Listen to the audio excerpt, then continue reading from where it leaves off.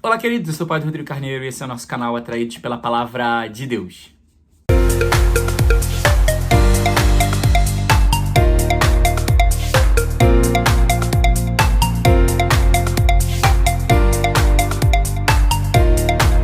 Bem, então sextou mais uma vez. Hoje, então, esse dia 23 de janeiro. Nessa semana aí pra vocês, semana curta, né? 3 dias, porque depois do feriadão, né? Do começo da semana, agora o sextou, mais os dias aí do final de semana que vem pra nós. Bem, seja muito bem-vindo, você que é um atraído pela Palavra de Deus, você que tá aqui fazendo conosco essa experiência aqui no nosso canal. Muito bom ter você aqui com a gente, bendito seja Deus pela sua vida. Vamos lá então. A primeira leitura, ainda no livro de Samuel, a gente ainda está nessa guerra de Saul e Davi. Davi já foi ungido novo rei, mas ele ainda não assumiu porque, na verdade, um rei só assume quando o outro morre. Apesar de Deus já ter tirado a unção de Saul, né? O novo rei só assume quando o antigo morre ou renuncia. E Saul não está nem um pouco afim de renunciar, pelo contrário, quer matar Davi. E aí, a gente vai ver na liturgia de hoje que, em primeiro, a desproporcionalidade da vingança, a desproporcionalidade do desejo quando a gente alimenta desejo de vingança, de acabar com o outro, da inveja. Porque, olha isso, Davi era o único homem e tinha alguns amigos com ele, ali uns 30 pelo menos. Saul vai sair com 3.000 homens selecionados, porque ele pegou os 3.000 melhores soldados para combater Davi, que tinha alguns caras ali com ele. Então olha, pra gente ver a desproporcionalidade que a inveja leva a gente, a desproporcionalidade que a vingança leva a gente. Uma coisa desproporcional, que ele ia trucidar Davi, né? Mas Deus, como é muito bom e ele guarda os justos, nada vai acontecer com Davi. A gente vai ver que no episódio de hoje, Saul tá perseguindo também. Saul tá perseguindo Davi, vai chegar na caverna e ele vai entrar na caverna para poder fazer suas necessidades. Só que Davi tá lá dentro. Então, Davi teria todas as desculpas de ele começou essa história, agora eu vou acabar com a história. Davi tinha todos os motivos para poder dizer, como os próprios amigos disseram, Deus entregou ele nas suas mãos, mata logo ele, acaba com essa perseguição, dá um fim nessa história. Você vai ficar sofrendo e fugindo? Resolve logo isso, mata ele. E Davi, porque era um homem honrado e tinha plena consciência de que não se toca no ungido do Senhor, ele apenas corta um pedaço do manto, que ele depois se arrepende, né, de ter feito isso com o rei, mas ele corta um pedaço do manto e se esconde, e não faz nada. E aí é interessante que, como nós vemos, né, que quando a gente não simplesmente não resolve botar mais lenha na fogueira, fazer mais guerra, as coisas se transformam. Porque Saul estava cheio de ódio procurando Davi. Davi corta um pedaço do manto dele e depois, quando Saul sai da caverna, ele diz, olha, eu tenho um pedaço do seu manto. Vê aí se não falta um pedaço.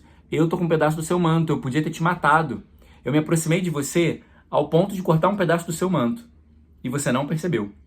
Eu podia ter te matado. Mas eu não fiz nada com você porque eu não tenho nada contra você.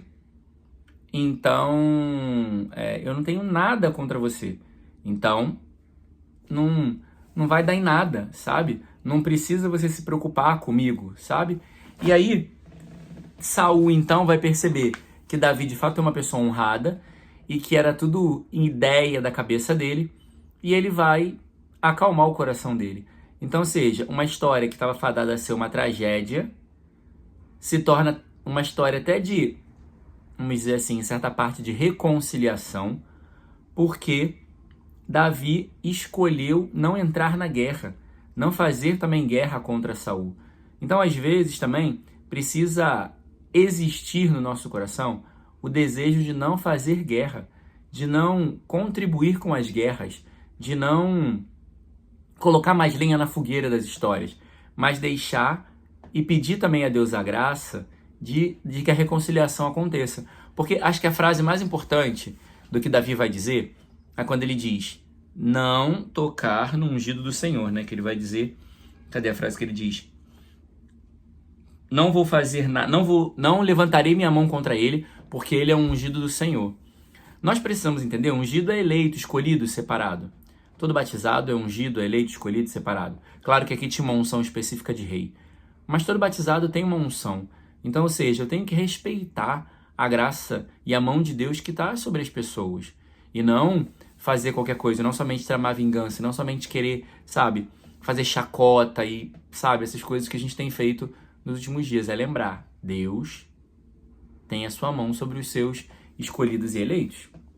O Evangelho vai mostrar para nós o chamado dos discípulos, né? E aí nós vamos ver que começa dizendo que Jesus chamou quem ele quis. Então, ou seja, o parâmetro de Jesus foi o querer dele.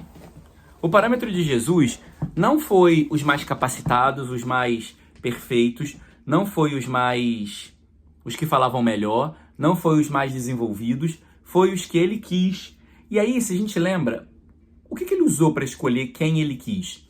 Se a gente olhar para a própria história daqui de Davi, quando fala de Davi, Deus em Davi, na família de Davi dos 7 irmãos, escolheu quem ele quis. O menor, o pastor, o que todo mundo, ninguém olhava para ele. Porque o texto da eleição de Davi começa justamente com Samuel olhando para o irmão que era mais forte e pensando que era ele. Deus diz, eu não vejo aparências, mas vejo o coração. Então, Deus escolheu quem ele quis porque ele estava vendo o coração daqueles homens, o que eles poderiam oferecer a ele, o que ele poderia fazer através daqueles corações. Deus, ele não olha para nós, eu já falei isso várias vezes, isso me ajuda também muitas vezes, né? Me consola. Que Deus, ele não olha para a gente pelo nosso passado, mas ele olha pelo potencial que nós temos para oferecer a ele em um futuro, no hoje e no amanhã da nossa vida. Então, Deus não está olhando para o teu passado e te julgando ou condenando pelo que você fez. Ele quer o seu coração hoje, transformado e disponível para ele fazer. Então, isso é o mais importante. Deus, ele quer o seu coração no hoje, disponível para ele fazer a obra e para ele realizar. E aí vai dizer que ele chama eles de apóstolos, porque a palavra apóstolo, apostoléu, é o verbo enviar. Então, ele fez deles os enviados. Como ele vai dizer, aqueles que ele vai enviar depois para expulsar demônios, né? E aí é interessante que nós vamos ver que ele vai mostrar, vai falar de todos os que ele chamou e chamou também Judas, o mesmo que o entregou. A gente sabe que o texto foi escrito depois de todos os fatos acontecidos, depois da ressurreição. Esses textos são pós-ressurreição. Então todo mundo já sabia que Judas era o traidor. Mas quando Jesus chamou, Jesus via no coração de Judas a possibilidade de traição. Mas ele também via e desejava que Judas trilhasse um novo caminho. E por isso ele chama Judas. Por isso ele chama a mim e a você. Porque em mim e em você também existe potencial de traição. A gente pode trair o Senhor também, trocando ele por um pecado, trocando ele pela minha vontade, trocando ele pelo meu querer, trocando ele pelos meus impulsos, pelos meus desejos. Isso também é traição. Mas Deus, ele vê além da traição, que eu posso também, ao invés de ser um traidor, eu posso ser um grande apóstolo, uma pessoa que vai viver entregue a ele. Então aqui a gente vê que Deus, ele sabe que a gente tem a capacidade de trair, mas ele ainda assim nos escolhe, porque ele sabe que, de alguma maneira, perto dele, a gente pode trilhar um novo caminho. Quero um pouco do evangelho dessa semana também, que passou aí. Segunda-feira, vinho novo para odres novos. Jesus é o vinho novo, e ele deseja que a gente chegue a ser odres novos, ou seja, mude a nossa vida, se transforme e se converta por ele, para recebê-lo, para tê-lo. Só que Judas não conseguiu, né? Judas se manteve até o fim com as suas convicções, achando que ele estava certo e que tinha que ser da maneira dele. Então ele não se permitiu fazer a experiência. Então o que eu e você precisamos é nos permitir fazer a experiência com o Senhor, para que ele mude tudo em nós, para que as nossas convicções sejam transformadas, para que a nossa vida seja transformada e a obra de Deus então aconteça em cada um de nós. Nós te pedimos, Senhor, gera experiências concretas no nosso coração e na nossa vida, Senhor.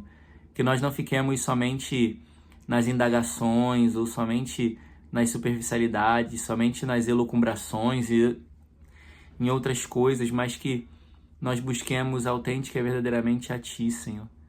Ajuda-nos, Senhor, a buscar a Tua vontade, a buscar de verdade o Teu querer. Ajuda-nos, Senhor, a nos apaixonarmos por Ti, a ponto de deixarmos com que Tu nos transforme por inteiro, Senhor. Não permita, Senhor, que vivamos de convicções pessoais, mas estejamos abertos a Ti, Senhor, ao Teu querer, para sermos homens novos, para a Tua obra nova que deseja realizar em nós. Te pedimos também, Senhor, que não vivamos planejando vingança, desejando, Senhor, dar desculpas de que o outro começou e eu fiz porque era justo, porque o outro fez comigo primeiro. Tira-nos disso, Senhor. Dá-nos uma graça de reconciliação, de reconhecer a Tua mão no meio dos irmãos, de reconhecer, Senhor, o Teu favor para os nossos irmãos, que a Tua glória, Senhor, seja o impulso das nossas vidas e que tudo que fizermos seja para glorificar a Ti, Senhor, e não a nós mesmos. E nem mesmo para nos aliviar, porque também temos nos acostumado de viver para aliviar o que a gente está sentindo. Não, Senhor, que a gente aprenda a lidar com o que estamos sentindo, ofertar a Ti e sermos sacrifícios vivos. Glória ao Pai, ao Filho e ao Espírito Santo, como era no princípio, agora e sempre. Amém. Louvado seja nosso Senhor Jesus Cristo, para sempre seja louvado.